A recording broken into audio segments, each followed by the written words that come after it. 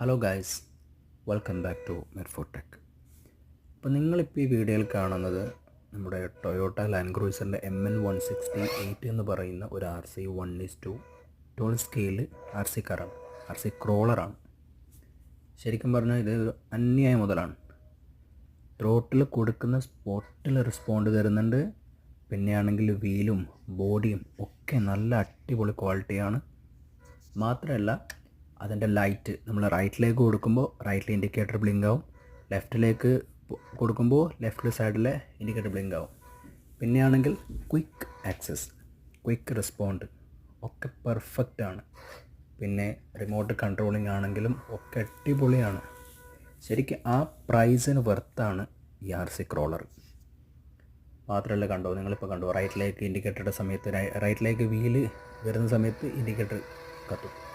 പിന്നെ നല്ല സ്ട്രെങ്ത്തും നല്ല ക്ലൈംബിങ് എബിലിറ്റിയിലുള്ളൊരു അടിപൊളി മോഡലാണ്. ശരിക്കും ആ 1970 ആ ഒരു ക്ലാസിക് ലാൻഡ് റോവറിൻ്റെ ഒരു മോഡലല്ലേ, സെയിം മോഡൽ, പെർഫെക്റ്റ്. അതായത് അത്രയും കംപ്ലീറ്റ് ഡീറ്റെയിലിങ്. പിന്നെ നിങ്ങളിപ്പോൾ ഈ വീഡിയോയിൽ നോക്കിക്കോ, കണ്ടോ, അത് ക്ലൈംബ് ചെയ്യുന്ന വീഡിയോ ഉണ്ട്. അത് ക്ലൈംബ് ചെയ്ത് പോവും കണ്ടോ, ക്ലൈംബ് ചെയ്ത് പോകുന്നുണ്ടോ.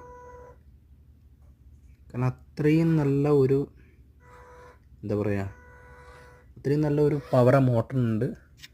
മാത്രമല്ല ബോഡി നല്ല പവർഫുൾ ബോഡിയാണ്. കാണാനാണെങ്കിലും നല്ല ഹെവി ലുക്കാണ്. ശരിക്കും ഡീറ്റെയിലിങ് കണ്ടോ, വീലാണെങ്കിലും ബാക്കിയുള്ള ബോഡി പെയറാണെങ്കിലും. ഇപ്പം ലൈറ്റ് നിങ്ങൾ കണ്ടോ, നല്ല ക്വാളിറ്റിയുള്ള നല്ല അടിപൊളി ലൈറ്റിംഗ് സിസ്റ്റമാണ് കൊടുത്തിരിക്കുന്നത്. കണ്ടേ, ഫ്രണ്ടിലെ ബ്ലിങ്കാന്ന് വൈറ്റ് LED കണ്ടോ, നല്ല പവർ ലൈറ്റോ കണ്ടോ, എന്ത് പവറാണെന്നറിയോ. ഇൻഡിക്കേറ്റർ കണ്ടോ, 2 ഇൻഡിക്കേറ്ററും ഒരേ ടൈമിൽ നമുക്ക് എമർജൻസി ലൈറ്റായിട്ട് ബ്ലിങ്ക് ആക്കാം. കണ്ടോ, പിന്നെ ലെഫ്റ്റും റൈറ്റിലും കൊടുക്കാം.